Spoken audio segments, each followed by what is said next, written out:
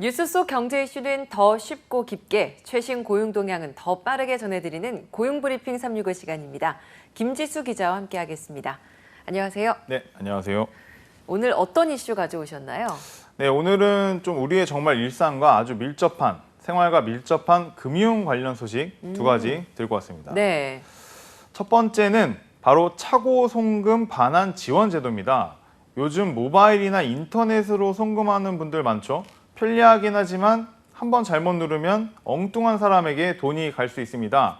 그만큼 그런 경우도 많아지는 거죠. 이럴 때는 어떻게 대처해야 할지 첫 번째 이슈픽 주제로 뽑아왔습니다. 네, 송금 해본 분들이라면 한 번쯤은 다 생각하셨을 것 같아요. 내가 잘못 보내면 어떡하지? 전혀 모르는 사람한테 숫자 하나 잘못 적어서 가버리면 어떡할까? 이런 생각 많이 하지 않나요? 맞습니다. 실제로 생각보다 정말 많은 분들이 그런 실수하고 있습니다. 그래서 금감원에서 조사를 또 해봤네요. 네. 2016년에서 2021년 8월까지 5년 동안 잘못 보낸 건수가 51만 건이 넘고요. 와. 예, 잘못 보낸 돈이 무려 1조 원이 넘는다. 뭐 이런 잘못 송금 금액이 나왔습니다. 그러니까 금액이 클수록 더 걱정되더라고요. 맞습니다.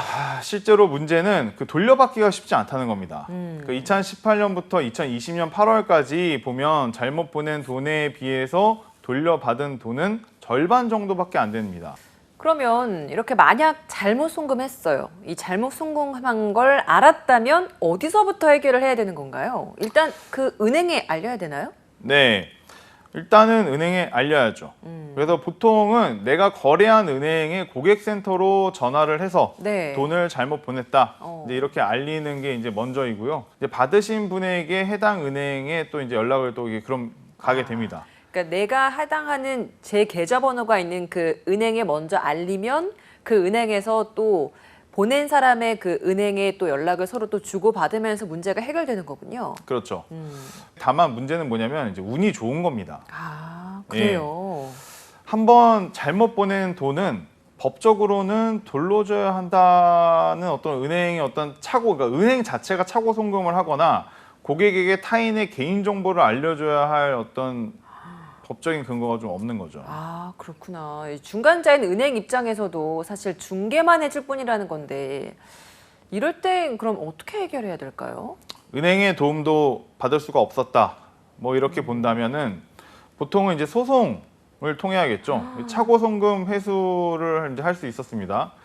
네, 하지만 소송에 들어가면 시간과 뭐 비용 굉장히 부담이 커지죠. 그러니까요. 그래서 이제 회수를 포기하는 경우가 사실 많은데요. 그래서 지난 7월부터 차고 송금 반환 제도가 생겼습니다. 그러니까 앞서 은행에서 1차 도움을 요청했는데도 돈을 받는 수취인이 돈을 돌려주기 거부한다.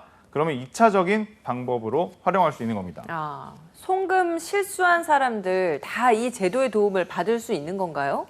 예, 실제로 무엇보다 언제 보냈냐, 뭐 이거 중요하고요. 네. 그다음에 1년 이내에 발생한 것만 이제 가능한 건데요. 예, 돌려받지 못한 금액이 최소 5만 원은 넘어야 되고 1,000만 원 이하의 금액에 대해서만 이 제도를 활용할 수 있습니다. 만약 1,000만 원이 넘는 차고 송금은 개인이 변호사를 선임하거나 소송을 통해야 합니다.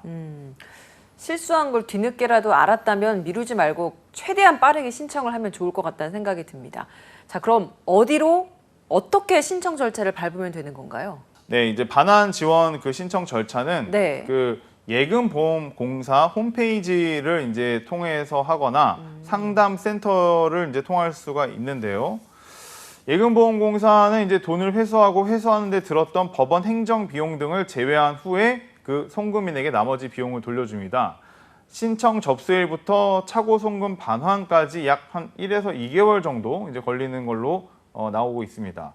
단 차고 송금이 아닌 것이 객관적으로 확인되는 경우에는 혹은 보이스피싱을 당했다 이런 경우에는 신청하더라도 돈을 돌려받기는 좀 어렵습니다. 이건 실수를 한 후에 해결할 수 있는 방법이었다고 하면 차고 송금 실수를 예방하려면 어떻게 하면 좋을까요? 네, 일단은 예금보험공사에서 차고 송금 실수를 하지 않기 위해서 이제 몇 가지 좀 팁을 줬습니다. 네. 먼저 이체 버튼을 누르기 전에 예금주의 이름 등 사람 이름을 꼭 다시 확인하셔야 됩니다. 네. 아마 많은 분들이 즐겨찾기 계좌, 그다음에 최근에 이제 이체 내역 이런 것들을 이용을 하시긴 할 텐데 그때 이제 방심하지 말고 주기적으로 그 내역을 좀 정리를 하셔야 됩니다. 특히 술을 마신 뒤에 판단력이 흐려진 상태에서 돈을 보내는 거 자제하셔야겠죠. 네, 그렇습니다. 다시 한번 체크하고 돌다리기도 두들겨 가면서 송금하셔야 될 것 같습니다. 자, 두 번째 이슈픽 주제는 어떤 걸까요? 네, 요즘같이 이제 가파르게 금리가 오르고 있습니다. 이런 때에 참 이자가 무섭죠. 그렇죠. 네, 대출 받기 너무 무섭습니다. 게다가 현재 대출 보유를 하고 있는 분들 이자 부담 상당하죠. 이런 금리 상승기에 이자 부담을 줄이기 위해서 정부가 대책을 마련했습니다. 안심전환 대출인데요. 신청 요건이 무엇인지 한번 짚어보죠. 네, 우선 기준금리가 현재 굉장히 많이 올랐잖아요. 대출하신 분들 이자 부담 상당히 큰데 대부분이 변동금리로 이 대출을 받았기 때문에 부담이 더 큰 거죠. 그렇죠. 뭐 아무래도 이제 우리나라 가계대출 가운데에서 변동금리 비중은 8년에 4개월 만에 가장 좀 큰, 8년 4개월 만에 좀 가장 큰 상황입니다. 근데 한국은행에 따르면은 이제 지난 7월 기준 은행의 가계대출 잔액 가운데 변동금리가 차지하는 비중은 78.4%. 굉장히 높습니다. 예. 가계대출 규모도 만만치 않죠. 지난 6월 기준 1,757조 9천억 원.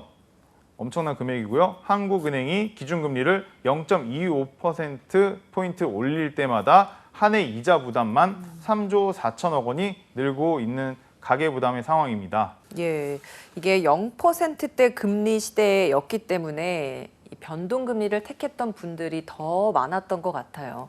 이런 가계 부담과 충격을 줄이기 위해서 정부가 안심전환 대출을 내놨다고 했는데 이게 신청을 어디에다가 하면 되는 건지 이게 또 장점이 있을 것 같아서 어떤 장점이 있는 건가요? 네, 일단은 뭐 안심전환 대출, 금리 상승기에 대출자 부담은 분명히 덜어주는 것 같습니다.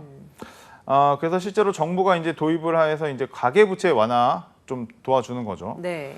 1, 2금융권의 변동금리 주택담보대출에서 주택금융공사의 3%대 장기 고정금리 상품으로 갈아탈 수 있다. 뭐 이런 얘기인데요. 대출금리는 기간에 따라서 연 3.8%에서 4% 정도입니다. 예. 금리 부담이 확 낮아지긴 하는 건데 하지만 그런 만큼 조건이 좀 깐깐하다고 알고 있거든요. 구체적으로 어떤 조건이 있는 건가요?